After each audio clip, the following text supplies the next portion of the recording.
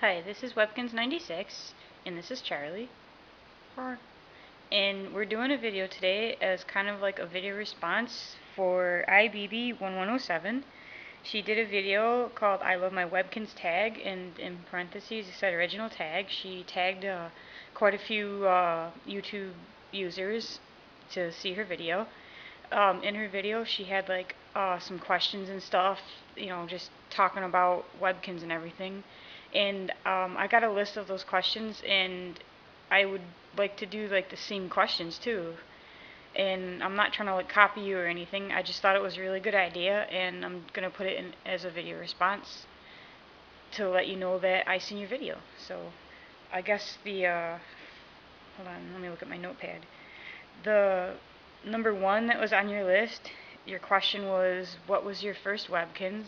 And my first wasn't like just one, it was a bunch of them. I believe it was a Craigslist ad, and there was like, I think there was like 54 or 64 or something like that. I'd have to go back and look at my pictures and stuff on my Facebook, but I think there was like 54 Webkinz altogether, and I actually like seen a lot of them and wanted to get them just because he was in it.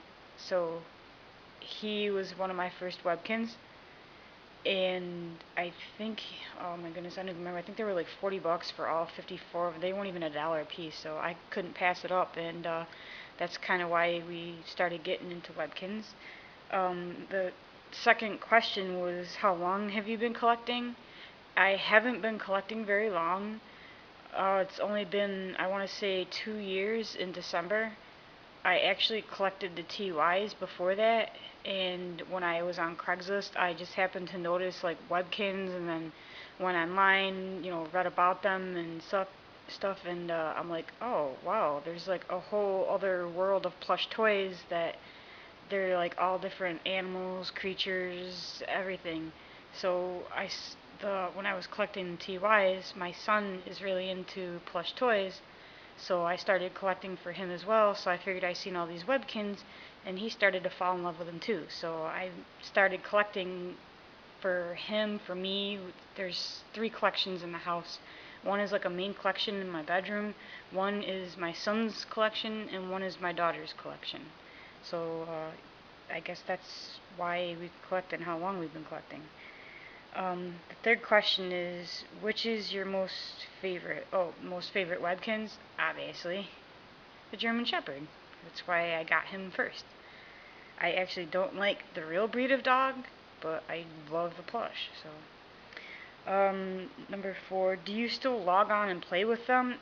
No, I'm a little too old for the online game. I have checked it out. I mean, I've played a couple of the little kid games and stuff. It just does not hold my interest very long. My son will come on, like if I do go on every couple months, he'll go and like look over my shoulder and tell me like, hey, can you do this or can you do that? So he kind of like checks that out a little bit, but not really. I mean, there's not really much you can do with the pets or everything, so he just likes to see him moving around on the board and everything. And we've only got 2 pets on our game, a husky and a little budgie. So hold on, what's the next question? Number 5. 5 most unique names. Um, okay, most of my Webkinz aren't named like weird, unique names. I mean, they're just not typical names. But I guess like some unique names. Um, Here's one. This is Roman. He was named after um, Tyrese on Fast and the Furious. He played a part with a character named Roman.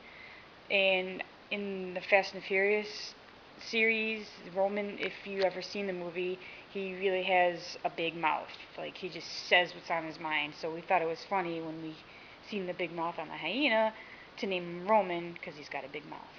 So that's like one of the 5 unique names. Um, Number 2, this is a robin, and we call it Baskin, like Baskin Robbins, if anybody gets that joke. Another one, this is a budgie, and this is actually like the one that's registered into the game. the online game, and this is Muncho. Muncho is actually the name of one of our parakeets, which actually he's passed away now. He was a few years old, but this is a parakeet that we actually had named Muncho, so we named this parakeet Muncho. Parakeets and budgies are pretty much the same thing. So, and the name Muncho started because my first parakeet a long, long time ago, his name was Chip. Like, I couldn't have just one bird. Like, if you ever heard the Lay's commercial, bet you can't eat just one. So I named my first bird Chip because I couldn't have just one. So then I started naming all the birds like after chips, and there was Muncho, Frito, Dorito. Anyways, that's why he's got a unique name. The next unique name, this one, most people would name it like something minty or something like that because it is the peppermint puppy. But I don't think I've ever seen somebody call it what I call it, and I named him Cane because it reminds me of a candy cane, so I just named him Cane. So, well, to me, that's unique anyways. And the last one, probably my most unique one, is the Citrus Dragon. And the name actually came from Webby's RS94, and when I got her for Mother's Day, she just like totally popped out with Cucamelon, and it was just so funny that Cucamelon is its name now. So I guess the coloring and everything fits the name. So yeah, that's my most unique named Webkin. Alright. Next question, I guess. I don't think there's very many left. Number 6. How many years will you collect? Will you collect forever? Well, when IBB1107 was talking about collecting and how long she wanted to collect and everything, she said that she knows there's kins moms out there that collect, and she's worried about when she goes off to college that she'd think that her parents wouldn't want all these Webkins just sitting around collecting space and everything. Well, I am a kins mom, and we have over 400 of them in the house, and obviously 200 of them are just part of my collection, plus all the other ties and the plush toys that I had growing up as a kid. So if my son wants to collect, he can collect as many as he wants. We live in a really, really big house, so there's just no way that it can be considered clutter. And like me, I mean, a lot of my plushes and everything, or I just go out and get them their own. But I mean, the kids play with my plushies now, so uh, I guess if you're too old for Webkins and you keep them around long enough, you can pass them on to your kids. I mean, assuming your parents would let you hang on to them after college, and then you can take them off to your place or whatever. So yeah, I don't ever plan on stopping collecting. I mean, I haven't collected as many now as I did years ago. I'd find them in really big lots and just buy them because I didn't have like those particular kinds. So now that there's like 3 collections, I make sure that like the kids each have like their own of something.